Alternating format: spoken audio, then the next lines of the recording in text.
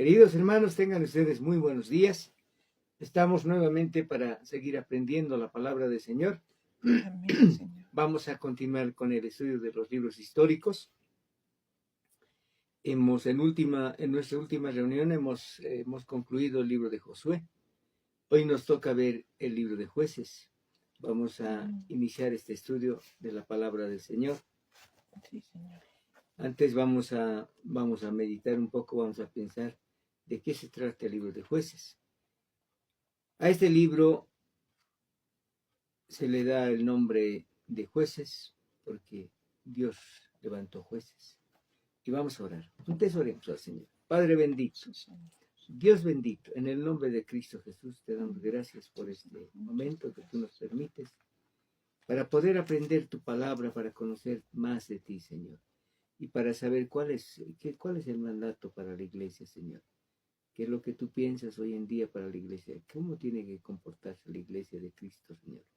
En el nombre de Cristo Jesús bendigo a mis hermanos. Amén, amén, Señor.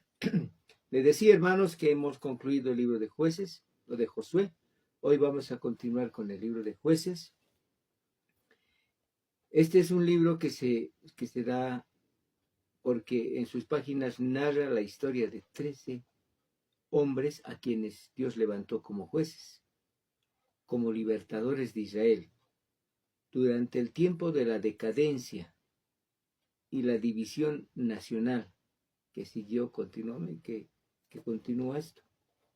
¿Por qué dice la división nacional? Porque las 12 tribus se dividieron y eso lo vamos a ver más adelante. Pero es como consecuencia de la decadencia espiritual que hubo en Israel. Cuando se habla de los jueces, se dice que por medio de estos hombres Jehová todavía continuó gobernando. Dios continuó gobernando personalmente a Israel. Porque nosotros vemos que hasta el tiempo de Josué, Dios era el soberano. Dios era el que gobernaba al pueblo de Israel. Pero a partir ya del libro de Jueces vemos de que hay una decadencia espiritual. La condición de Israel en aquel periodo es alarmante, porque, como dice la palabra del Señor en el capítulo 17 de Jueces, versículo 6, ahí veamos. Jueces 17, 6. Encontramos un pasaje que llama la atención y dice lo siguiente.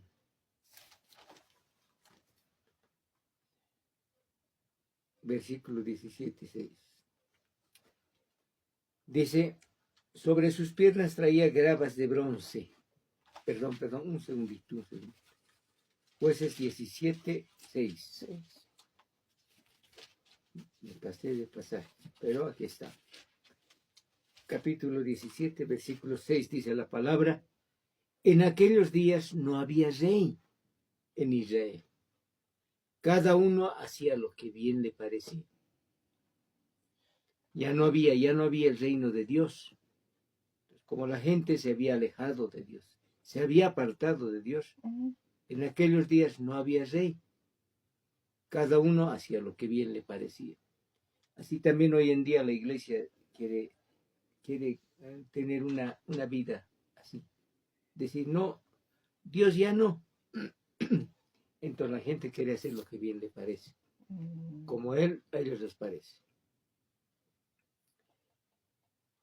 Hay dos factores que sobresalen en este libro. El completo fracaso de Israel y la persistente gracia. En los capítulos 4 y 6 vemos la gracia de Dios. Todavía Dios dando su gracia, la gracia bendita de nuestro Señor. La palabra dice por eso, no con ejército, ni con fuerza, sino con mi espíritu.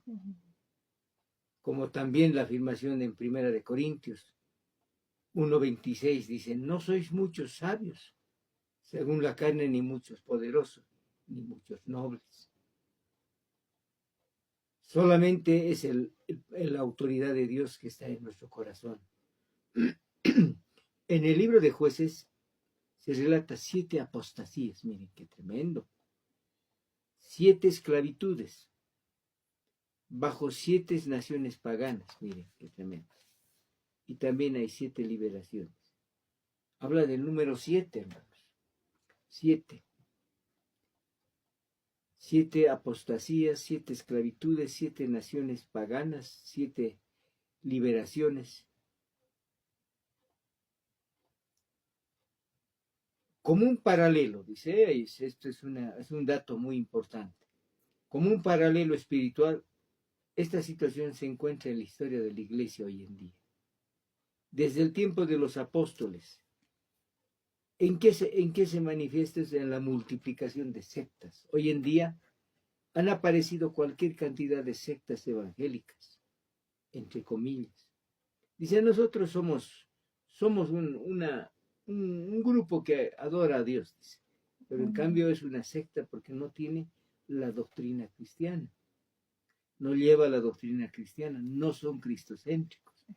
Es más, a veces inclusive tienen sus propios líderes. Por ahí mencionan a un José Smith o a un tal Russell. Ellos son sus líderes, no es Cristo. Por eso es importante que nosotros tomemos muy en cuenta. Hoy en día es la multiplicación de las sectas y la pérdida en la unidad de la iglesia como el cuerpo de Cristo. El libro de Jueces se divide en 2 partes. La primera, del capítulo 1 al versículo 16, es importante esta división porque es como una rememoración de todo lo que había hecho Josué para entrar en la tierra, de todas las conquistas que había hecho. Por eso es importante, el capítulo 1 al 16. En el versículo 18 del capítulo 2 es el versículo clave de este pasaje. Y cuando Jehová les levantaba jueces, Jehová estaba con el juez y los libraba de la mano de los enemigos todo el tiempo de aquel juez, porque Jehová era movido a misericordia por sus gemidos a causa de los que los oprimían y afligían. Qué lindo. La segunda parte, del capítulo 17 al 21. O sea, hay 21 capítulos tiene el libro de Jueces. En el capítulo 21, versículo 25 de Jueces, ahí vamos, al capítulo 21, versículo 25. 21-25, miren lo que dice la palabra. En estos días no había rey en Israel. Cada uno hacía lo que bien le parecía. Nuevamente nos dice este versículo. En estos días no había rey en Israel. Cada uno hacía lo que bien le parecía. Y luego de estudiar el libro de Jueces, vamos a estar estudiando otros libros. Especialmente vamos a continuar con el libro de Ruth. Cómo Dios tuvo tanta misericordia del pueblo de Israel, de levantar a nuestro Señor Jesucristo como descendencia de la familia de Ruth. Y vamos a verlo eso más adelante. Pero eso es lo que podemos ver en el libro de Jueces. Entonces no hay que olvidarse, hermanos, que aquí se nos menciona el fracaso de Israel, ya que Josué es el libro de la victoria, la conquista de las naciones, la conquista del pueblo, como Dios a un pueblo rebelde que se quejaba bastante, Dios lo hace guerreros fuertes para liberar y tomar la tierra que Dios les había dado. Entonces, para nosotros es importante. El autor del libro de Jueces es Samuel, el profeta Samuel. Es un tiempo que abarca entre la muerte de Josué y la asignatura, podemos decir, la asignación como profeta de Dios, como siervo, como sacerdote del Señor, a Samuel. Entonces, eso es lo que vemos. Y vamos a empezar estudiando el primer capítulo. El primer capítulo nos dice, aconteció que después de la muerte de Josué, que los hijos de Israel consultaron a Jehová diciendo, ¿quién de nosotros subirá primero a pelear contra los cananeos? Y a Josué había muerto, ¿verdad? Y Jehová respondió, Judá subirá. He aquí yo he entregado la tierra en sus manos.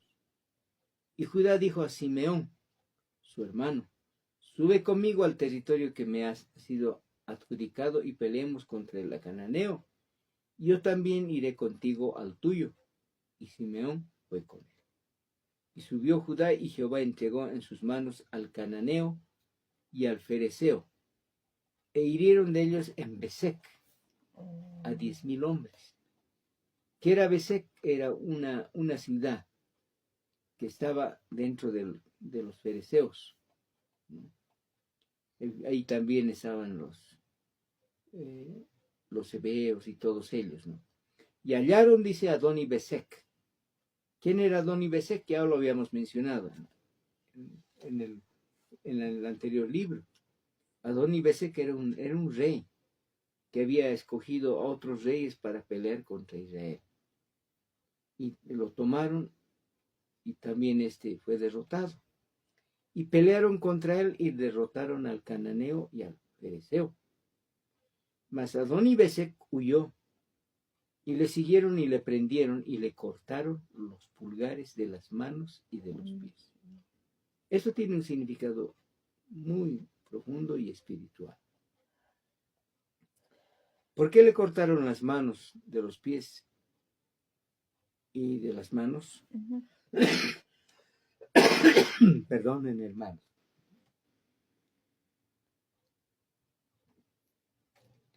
¿Saben por qué le cortaron, hermanos? Porque la mano tiene un significado espiritual. Cuando se habla de la mano que habla en el libro de Efesios capítulo 4, versículo 11, que Dios dice que constituyó a unos apóstoles, otros profetas, otros evangelistas, pastores y maestros. Nos está indicando ese pasaje de Efesios de que la autoridad de Dios está en los 5 ministerios.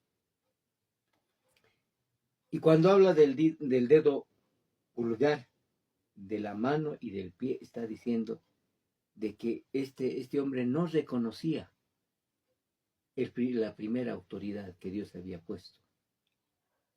Era el ministerio apostólico. Y en el pueblo de Israel, hermanos, quien ejercía el ministerio apostólico era Moisés. Y Aarón, el ministerio profético. Y los otros ministerios estaban, los meraritas estaban como el ministerio evangelístico. Los gersonitas como el ministerio pastoral. Y los coatitas como el ministerio de maestro. Y cuando dice de que le cortaron los pulgares de las manos y de los pies, ese hombre no reconocía quién era la autoridad. Entonces dijo Adoni Besec, miren qué lindo, 70 reyes cortados de los pulgares de sus manos y sus pies recogían las migajas debajo de mi mesa. Miren, este hombre había cortado a 70 reyes que no querían que reconozcan, que no aprendan quién es la autoridad. Estos 70 reyes eran cortados, dice, los pulgares de las manos y de los pies y recogían migajas debajo de su mesa. ¿Esto qué nos quiere decir Dios? ¿Qué nos significa este pasaje? Significa, hermanos, de que los que no tienen el dedo pulgar, es difícil que puedan coger un pedazo de pan. A ver, usted haga la prueba de querer coger con los 4 dedos que le quedan. El índice, el medio y el anular y el meñique. Trate de coger con esos 4 dedos un pan. Imposible. O trate de agarrar algo. Difícil. Por eso es importante el ministerio apostólico. Porque el ministerio apostólico da la cobertura a los otros ministerios. Al ministerio profético, evangelístico, pastores y maestros. Solamente teniendo el dedo pulgar podemos sujetar cualquier objeto. Por eso es importante.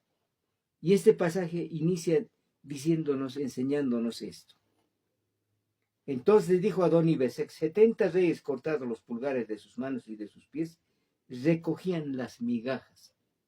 Los que no reconocen hoy en día el ministerio apostólico, no saben, quizá por la palabra de Dios o porque no quieren asumir esto, están recogiendo migajas de la palabra del Señor. Por eso la doctrina no es enseñada claramente. Está bien claro, ¿verdad? Sí. Como yo hice, así me ha pagado Dios. Y le llevaron a Jerusalén, donde murió. Miren, ahí termina la historia de Adoni-Bezek.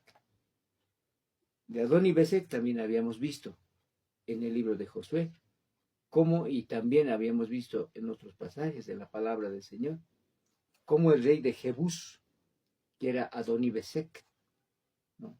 Y que estaba en Bezek. O sea que Jerusalén hoy en día es Jebús, ¿no? Lo que era Jebús es Jerusalén. Entonces, Bezek era un lugar muy continuo donde estaba este rey. A partir del versículo 8 dice, y combatieron los hijos de Judá a Jerusalén, a Jebús, y la tomaron y pasaron a sus habitantes a filo de espada y pusieron fuego a la ciudad. Después los hijos de Judá descendieron para pelear contra el cananeo que habitaba en las montañas, en el Negev y en los llanos. Y marchó Judá contra el cananeo que habitaba en Hebrón, el cual se llamaba antes Kiriat Arba. Hirieron a Sesaí, a Imán y Talmaí. ¿Quiénes eran estos? Eran gigantes que habían quedado en los filisteos. De allí fue que habitaban en Debir, que antes se llamaba Kiriat Sefer. Y al versículo 12 nos recuerda de lo que le aconteció también a Caleb. Y dijo Caleb era de la tribu de Judá, no hay que olvidarse. Era un príncipe de la tribu de Judá. Y él había sido bendecido por Dios, porque fue un hombre fiel. Tenía un espíritu diferente, Caleb. No era como los otros. Y dijo Caleb, el que atacare a Kiriat Sefer, o sea, había gigantes ahí, y la tomaré, yo le daré a Axa, mi hija, por mujer. Mire qué ofrecimiento en realidad. Quiero que haya, a ver, que se levante un valiente y que pueda destruir a aquellos gigantes. Y dice que se levantó Otoniel. ¿Quién era Otoniel? El hijo de Cenaz. Ese Cenaz era hermano de Caleb. Tomó Otoniel, hijo de Cenaz, hermano menor de Caleb. Y Caleb dice que le dio a Axa, su hija, por mujer.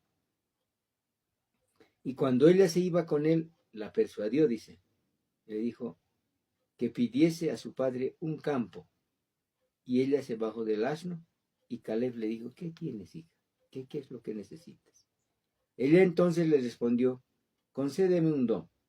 Puesto que me has dado tierras del Negev, dame también fuentes de agua. Entonces Caleb le dio las fuentes de arriba y las fuentes de abajo. El versículo 16 ya nos menciona otra cosa. Y los hijos del Ceneo, suegro de Moisés, subieron de la ciudad de las palmeras con los hijos de Judá al desierto de Judá, que está en el Negev, cerca de Arad, y fueron y habitaron con el pueblo. Entonces vemos que el suegro de Moisés también llegó a habitar con ellos. Y fue Judá, dice, con su hermano Simeón, y derrotaron al cananeo que habitaba en Cefat, y la asolaron y pusieron por nombre a la ciudad Horma. Qué lindo, hermanos. Tomó también Judá, dice, a Gaza. Hoy estamos hablando, hoy en día escuchamos mucho de Gaza, ¿verdad? Gaza, una ciudad donde hay distintas personas que viven ahí. Viven los israelitas, viven también personas que no son israelitas. Con su territorio Ascalón, con su territorio, y Ecrón con su territorio. Miren, todas estas ciudades tenían un territorio. Y Jehová estaba con Judá, quien arrojó a los de las montañas, mas no pudo arrojar a los que habitaban en los llanos, los cuales tenían carros errados. En las montañas vencieron, pero en los llanos, en las partes planas, bajas, no podían, porque tenían unos carros especiales, errados, que tenían unas lanzas especiales en sus carros. Y le dieron Hebrón a Caleb, como Moisés había dicho. Y él arrojó de allí a los 3 hijos de Anac. Estos 3 hijos que se mencionan aquí, mataron, dice, ¿no?, allá en aquellos hombres, ¿verdad? A Sesai, Aimán y Talmaí eran los hijos de Anac. Eran gigantes, ¿no? Luego, bueno, nuestro tiempo se ha agotado, ¿no? Yo creo que vamos a continuar en nuestro próximo estudio. Vamos a ver la victoria incompleta de Benjamín, de Manasés, y un repaso histórico de la invasión de los israelitas a la tierra de Canaán. Y la institución de los jueces.